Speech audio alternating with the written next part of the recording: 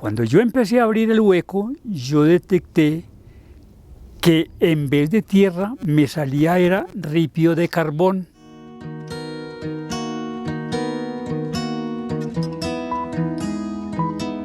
Mi papá tenía una finca en Camilo C.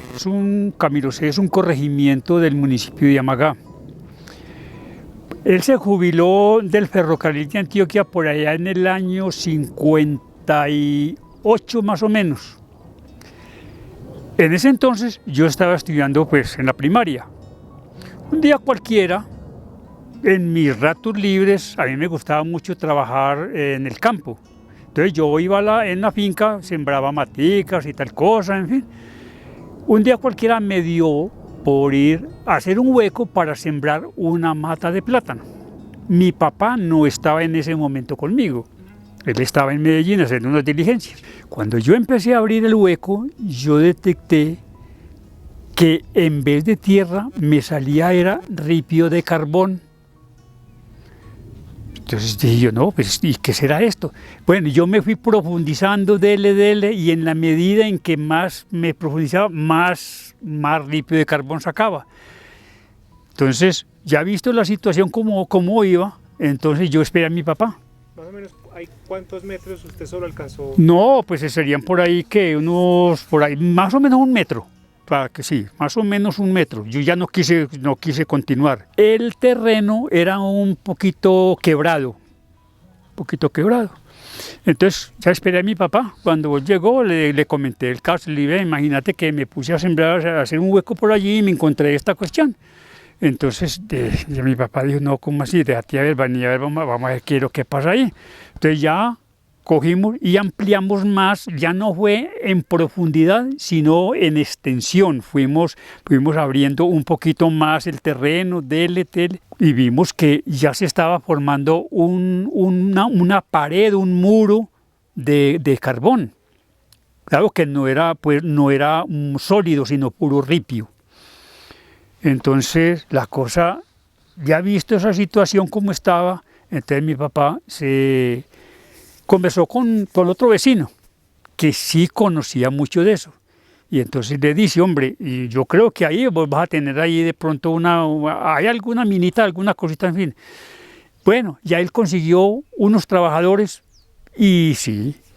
Y como le digo, ya nos metimos en ese cuento y se empezó a extraer carbón. Sí, se extrajo carbón. No, vuelvo y le repito, no fue carbón en roca, no, sino simplemente era el ripio del carbón. Se sacó mucho. Tan fue así que mi papá vendió muchos viajes de carbón. Ese se lo vendió a Coltejer. En ese entonces, la fábrica Coltejer en Itagüí, compraban todo ese ripio de carbón para echarle a las calderas. Entonces nosotros sacábamos ya con los trabajadores, nosotros sacábamos con carretas el carbón de ahí, lo íbamos llevando hacia la parte carreteable, a la parte donde se podía ya entrar la volqueta. O volqueta no, eso es un camión, ¿ves? Un carro de esos sí. Bueno. Y ya se empezó, viendo que esta es la cosa, entonces se empezó a abrir el hueco a la profundidad, ahí nos ya entrando al cosa. Entonces ya la gente que sabía de eso, cómo se hacía para sostener que no se nos fuera a venir la tierra. Entonces se conseguía los palos de yarumo, se colocaban los verticales y luego los horizontales en la parte superior. Y entonces que ellos decían que ese era el que se servía, porque si el terreno cedía, entonces antes de aplastar, pues él sonaba, traqueaba la madera.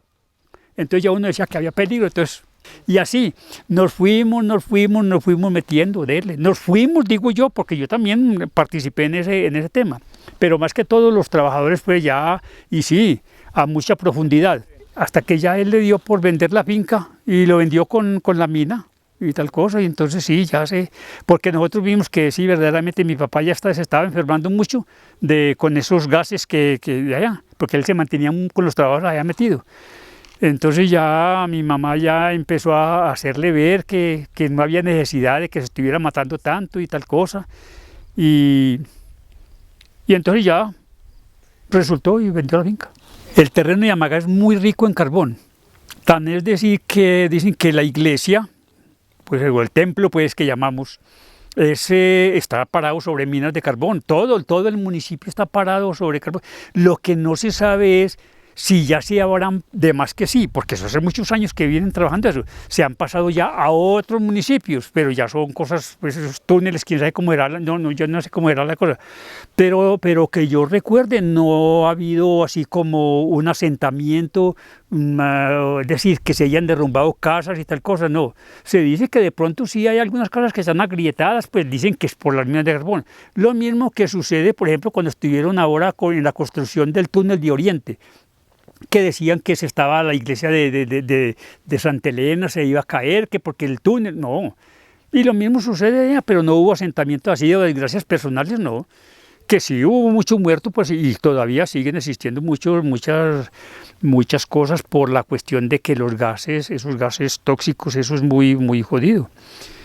Básicamente, eso sí, es decir, yo podía catalogar, por ejemplo, la minita de mi papá, una minita artesanal, más que todo, pero yo de minas de carbón pues así no conozco mucho, pero sí sé que en Amagá, Fredonia, todo Angelópolis, todo ese sector de por ahí, de esta parte aquí del suroeste cercano, todo es de carbón. Así el carbón se le vendía más que todo, el carbón lo consumían era más que todo las empresas textiles como Tejicóndor, Coltejer, Fabricato, en fin, básicamente así. ¿El ferrocarril no? No, para el ferrocarril también, pero no sé cómo lo conseguían. Pero las calderas del ferrocarril también trabajan con carbón. Pero no sé de dónde quién lo distribuía, no sé.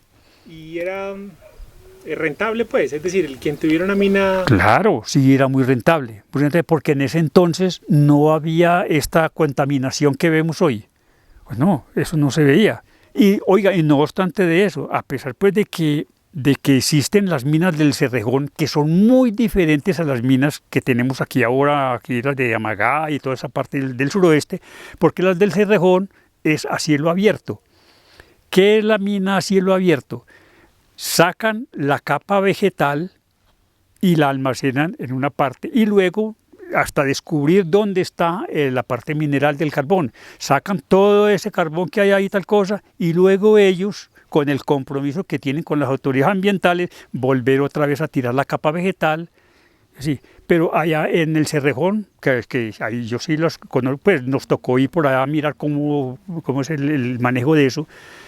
En el Cerrejón es a cielo abierto, no es como aquí, que son socavones o esos túneles que se mete la gente, ¿no?